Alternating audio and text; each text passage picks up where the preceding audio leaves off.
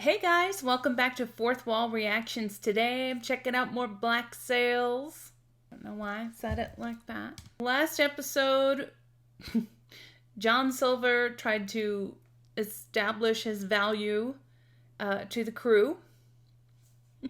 Eleanor told Vane about a prize of great value, even though she didn't know what it is. Well, at least she admitted that to Vane. So Dufresne went up against Flint and lost. Flint reestablished himself as someone who knows what he is doing. We'll see how long that lasts. And Billy came back.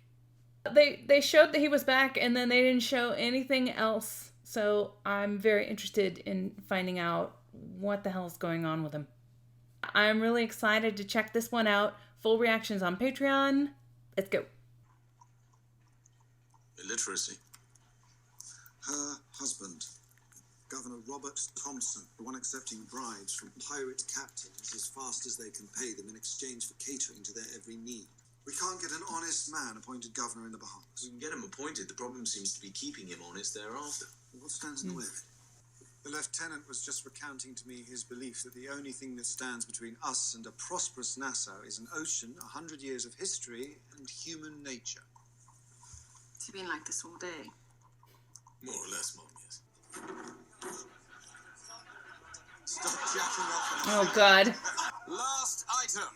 The powers that be have chosen a spot for our anchorage. We vote that fuck of a captain back into his station and he's already skirting the fucking rules. We're sailing a Spanish warship. Captain Hornigold's fort protects the bay from Spanish warships.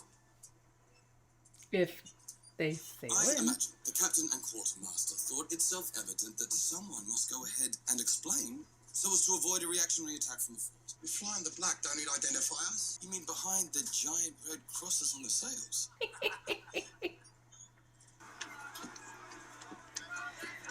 Yeah, they still don't trust him. Given everything that's happened, you kind of can't blame them. I mean, they know that he is the best. Oh. Confidence in her new venture is tepid at best. Who knows how much she'll be missed, if at all. She still holds purse strings, though. What's that? Tribute. Would have been a little heavier. Only she taxed us over the state of the containers. This is going to be really interesting to see what he does. No idea. They all know that we're headed back for the Urka's gold. They all know where it is. They all know that its defenses are weakened. We simply cannot allow that information leaking out onto the beach. Oh. You and I have never shared more than a few words, and yet I feel like we're old friends. Do you? Do you know what he told me about you? Nothing? Nothing. Okay. Is it possible that you're so unremarkable as to resist any further description than that? Certainly possible. You conspire with my father to... I don't know what it is that you owe Flint, or that he owes you. But after the damage you've caused, I know what you owe me, and I've come here to collect. I need to speak with Underhill. What are you gonna do? I think both he and Flint, I'm never quite sure what they are gonna do. You can relax. Not here to stop it. Your place. Do as you like. Captain by a man named Lowe. They're hiding some piece from their last prize. Something unique. Just today I heard all the captain was talking about were the awful things he'd like to visit upon Elenoka 3. Given the timing of your request, I assume you've heard the same thing? Jack and Anne have no idea what they're up against with you, do they? I found a way to stop caring about her. Would you like to know how? No. You understand the job I'm looking to fill? That was interesting. Hello. I was not expecting a hug. I didn't get it. Release him. Eleanor Guthrie would never be so wantonly reckless with the security of this place. I understand your concern. Do but you? He'd have sunk every ship in the bay. He'd have sunk a few ships in the bay, and it would have been a price worth paying. You weren't here. And he isn't the problem you think he is. I had to use my judgment. Whether to let him abort our entire endeavor, or to stop him. I stopped him. What did you do? What was necessary. I mean, she's been pretty damn ruthless before, but... I'm sorry you were put to that choice. I know what he meant to you. So we are in agreement then. He must be removed from that fort. I think she needs to tell him about Ned Lowe. She kind of needs Captain Vane where he is with that psycho around. Lady Hamilton, it's very generous of you to come visit me, but perhaps I could now escort you back to your carriage. I mean... You and I. I don't think that's a very good idea. Why wouldn't it be a good idea? Would you not enjoy my company? This here is very improper for the time. This is like... That would seem to be beside the point. Scandal right now. How would look? Yes, Mom, exactly. I don't know where our loyalties lie. I told you as much. Either we act now to remove him or no one will. We don't have time for this. Every day wasted dealing with this is a day closer to losing that gold. Then I suggest we act quickly. You have an itch that needs scratching. Go with God. My trouble isn't that she knows how to play the thing between your legs better than I, but the one between your ears. Do you honestly not see it? That your judgment with her is clouded at best, that she knows it and intends to use it to drive a wedge between us, because it is painfully obvious to me. I'm repairing your reputations. Public display of reconciliation. Oh. Just sit there. Oh, yeah. Smile. He's doing what Max asked. You'll either be the death of each other, or we'll all end up working for you someday. Why now?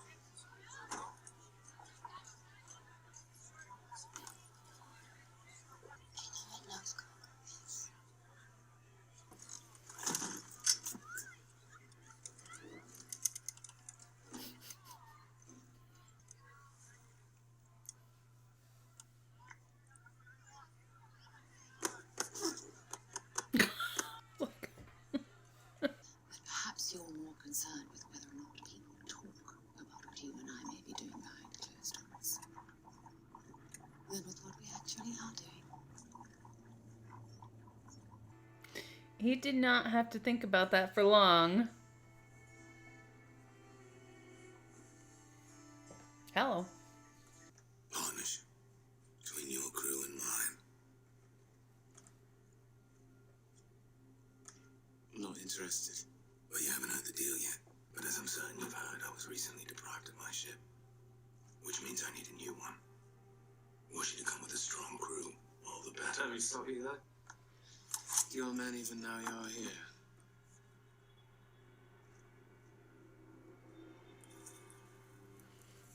What's going on?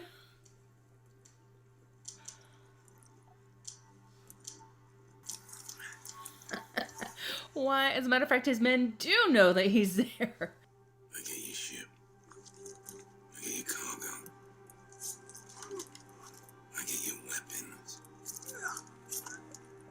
I get it all. And what exactly would I get in exchange for all that? A head start. Mr. Holmes!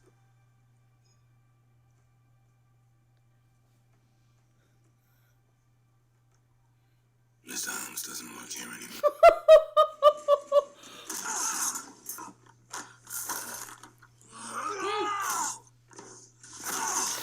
Oh, God. Oh.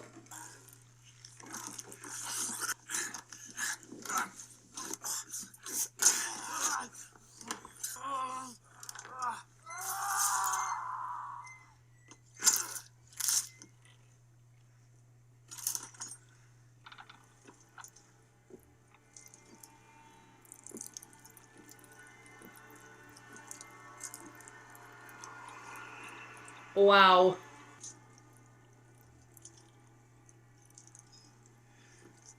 Found the prize I was hiding. Just where the horse head should be. I'm shocked that Lowe is out so fast. I'm shocked. How have they taken to you any better? Small moves. Flint came to see me today. I know he and Hornicott spoke, and I have to believe that he went to see him after he left my office. Eleanor, I would ask you not to put me in this position. Yeah. I swore an oath. I have an obligation to Captain Hornicott's crew. Where are you? What? This isn't about taking sides. It's about protecting the fort, protecting Nassau. Eleanor, Which involves taking sides. what you want, where your loyalties are, and whom do you trust? Well,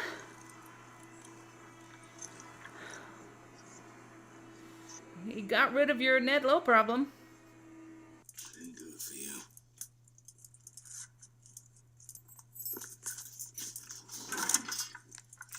So I guess we know where Eleanor's loyalties lie. What the fuck are you waiting for? You join them.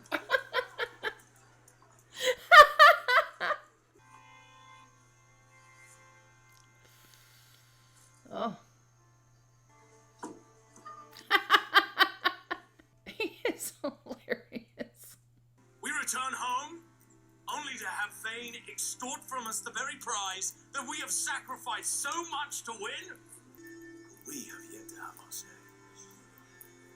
So, at sunrise tomorrow, we make our terms clear.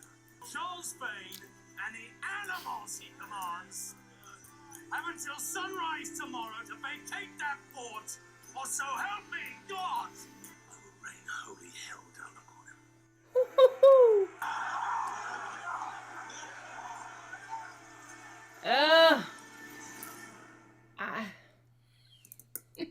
Jeez.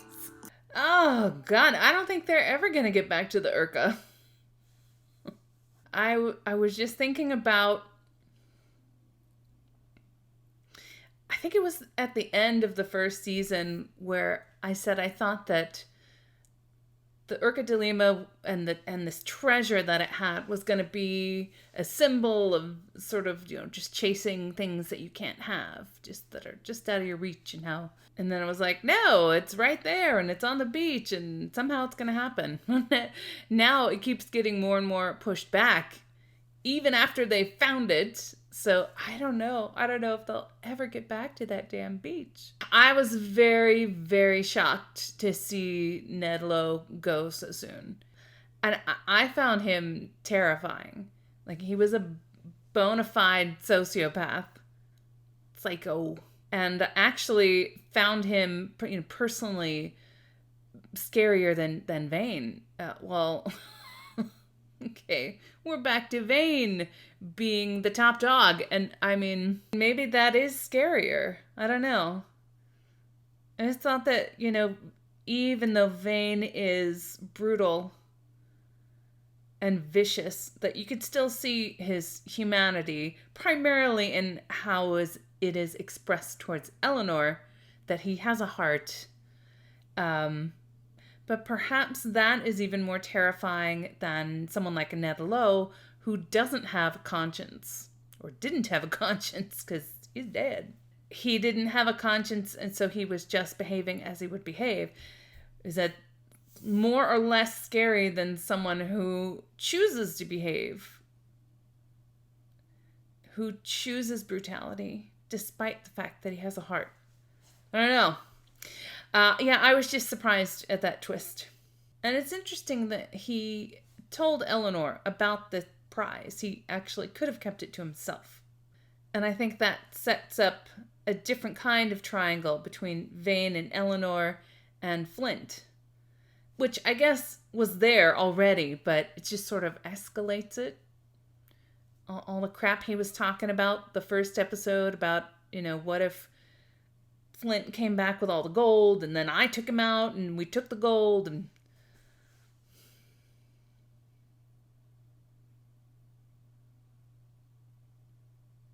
yeah, Eleanor has to make up her damn mind. I really liked Mr. Scott's questions, sort of a 3-question litmus test almost. What do you want? Where are your loyalties? And who do you trust?